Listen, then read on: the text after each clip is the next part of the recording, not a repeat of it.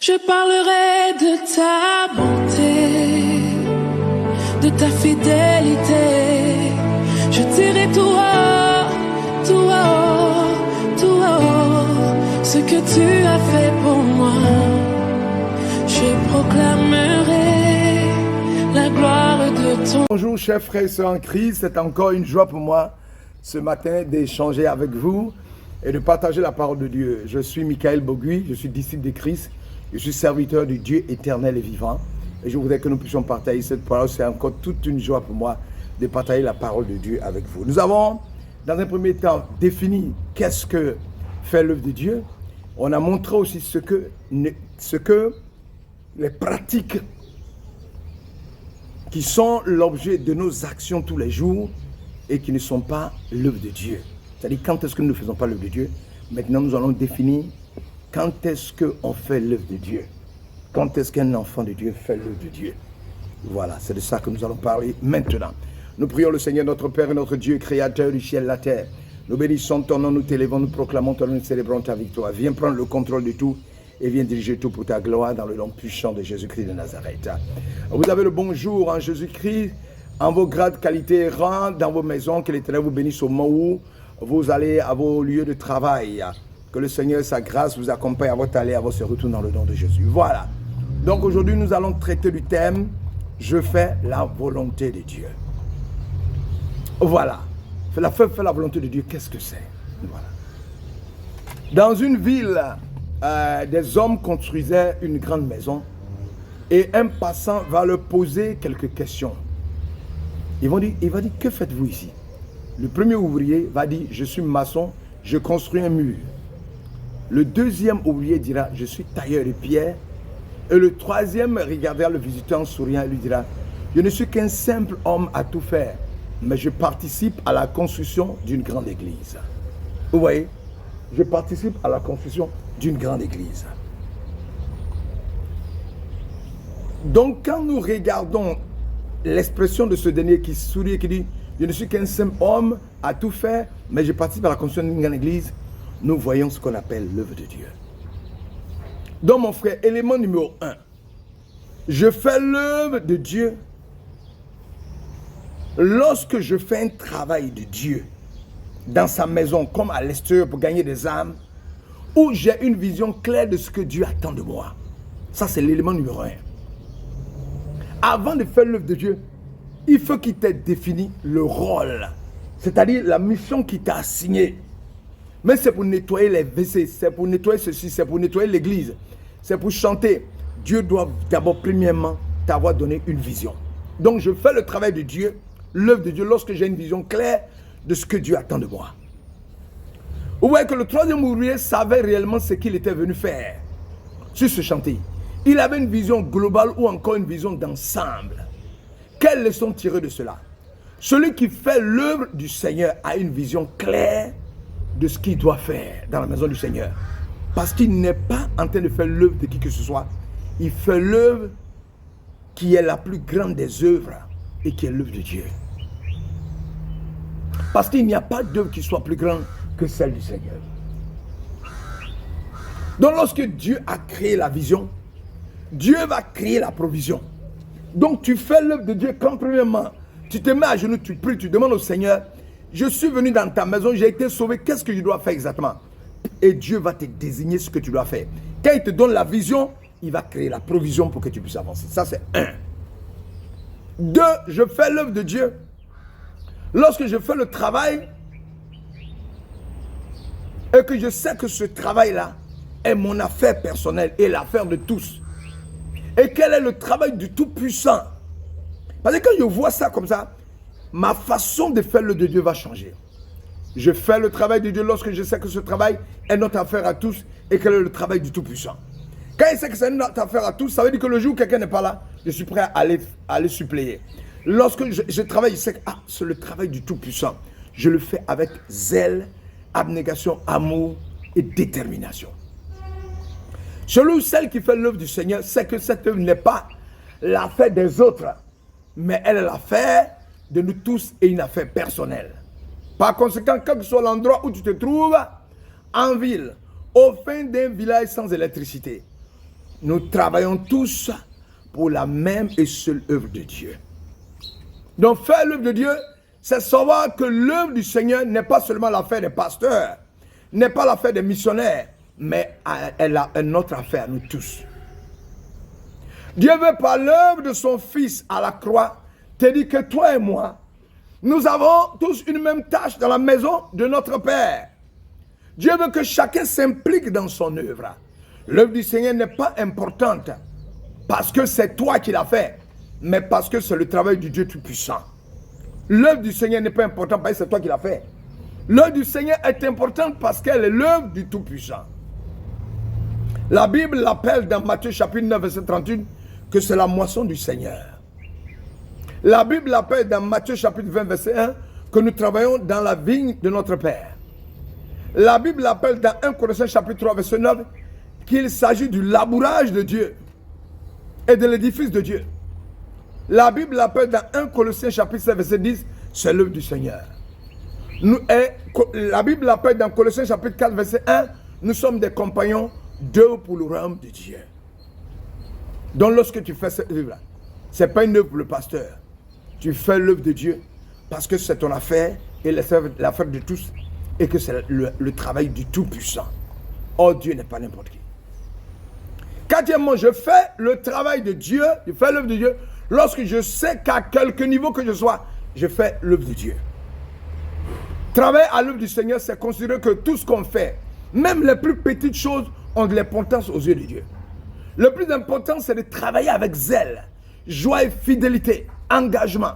Si tu nettoies l'église, tu fais l'œuvre du Seigneur. Tu nettoies l'église proprement. Si tu nettoies même les toiles de l'église, tu fais l'œuvre du Seigneur. 1 Corinthiens chapitre 10, verset 31 dit, soit donc que vous mangez, soit que vous buvez, soit que vous fassiez quelle autre chose, faites tout pour la gloire de Dieu. Donc quand tu nettoies le vaisseau, tu fais la gloire de Dieu. Lorsque tu es gardien à l'église, tu fais la gloire de Dieu. Lorsque tu protèges l'instrument, tu fais la gloire de Dieu. Donc tu fais l'œuvre de Dieu, quel que soit l'endroit où tu te trouves. Cinquièmement, je fais l'œuvre de Dieu lorsque j'ai foi en la personne du Seigneur. Parce que si tu n'as pas confiance, si tu n'as pas foi en l'Éternel des armées, ce n'est pas la peine. La Bible déclare dans Jean chapitre 6, verset 9, il lui dit, que devons-nous faire pour faire l'œuvre de Dieu? Jésus lui a répondu, l'œuvre de Dieu, c'est que vous croyez en celui qui l'a envoyé. C'est clair. Celui qui fait l'œuvre du Seigneur a une foi, une relation intime, individuelle d'amour avec Jésus-Christ pour faire son œuvre. Quand tu aimes quelque chose là, tu vas le faire. La foi à la personne du Seigneur Jésus est le point de départ pour faire son œuvre. Travailler pour Jésus-Christ demande qu'on ait une intimité avec lui. Lorsque le Seigneur a appelé ses disciples pour faire l'œuvre de Dieu, nous lisons ce qui suit. Et il en est, Marc chapitre 3, verset 14. Et il a établi 12 pour être avec lui. Et pour lui, pour les envoyer prêcher. Il a établi 12 pour être avec lui, pour les envoyer prêcher. Marc chapitre 3, verset 14. Le Seigneur souhaite que nous soyons avec lui. Ça en était à lui qu'il pourra nous utiliser pour son œuvre. Si tu as Jésus-Christ dans ton cœur, c'est alors qu'il pourra t'envoyer, l'utiliser. Et t'utiliser puissamment. Donc il faut avoir foi en Christ. Il faut croire. Sans la foi, nul ne peut être agréable à l'Éternel. Sixièmement, je fais l'œuvre de Dieu lorsque je me laisse façonner par Jésus, qui est la parole faite chair. Moïse, qui était trop impulsif pour se maîtriser, Dieu l'a formé, instruit et façonné pendant 40 ans dans le désert. Il est devenu le plus doux des hommes, selon Nombres chapitre 12, verset 3. Paul persécutait les chrétiens, mais lorsque Jésus-Christ l'a saisi sur la rue de Damas, il a mis à part pour un temps afin de le former dans le calme. Galates chapitre 1, verset 17 à 18. Celui qui fait l'œuvre de Dieu se laisse façonner par la parole de Dieu, qui est la Bible. Il se laisse façonner par le Saint-Esprit.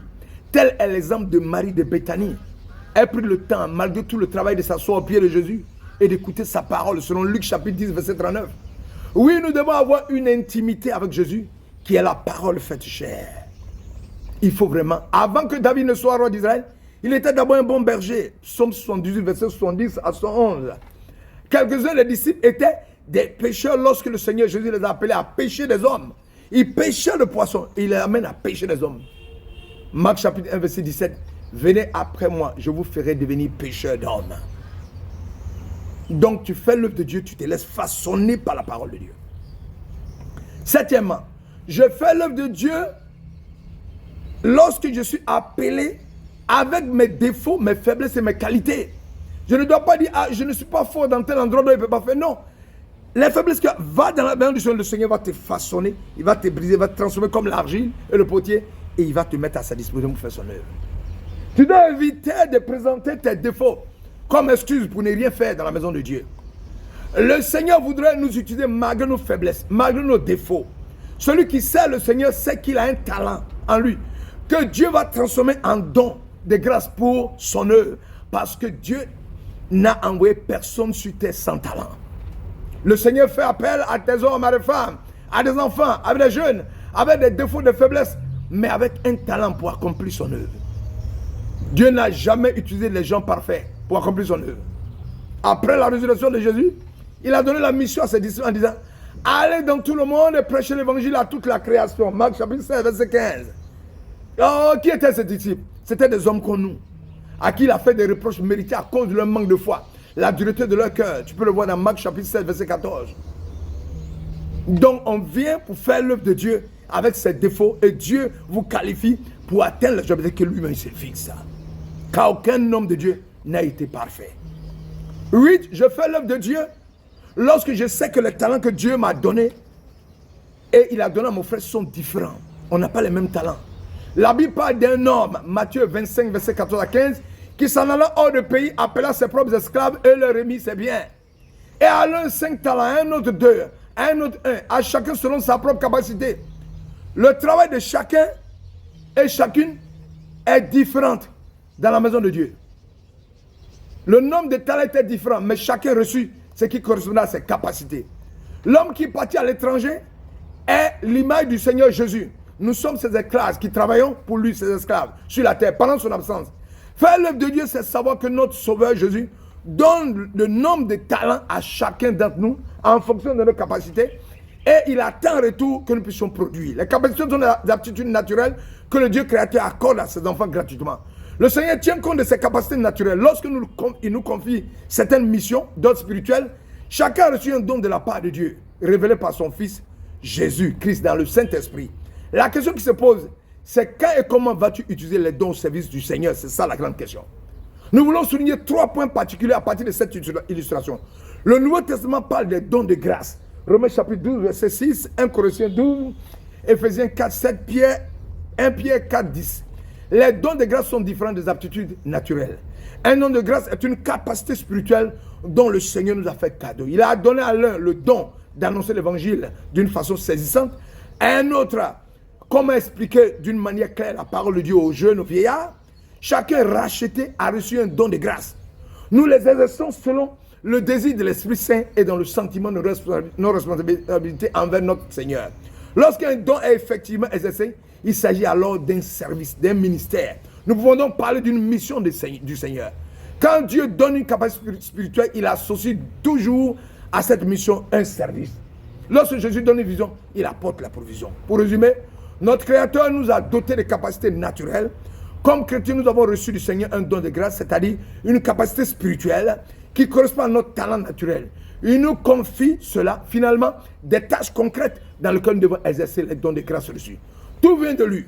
Nous devons arrêter de nous enorgueillir. Qu'ai-je que je n'ai reçu de l'Éternel?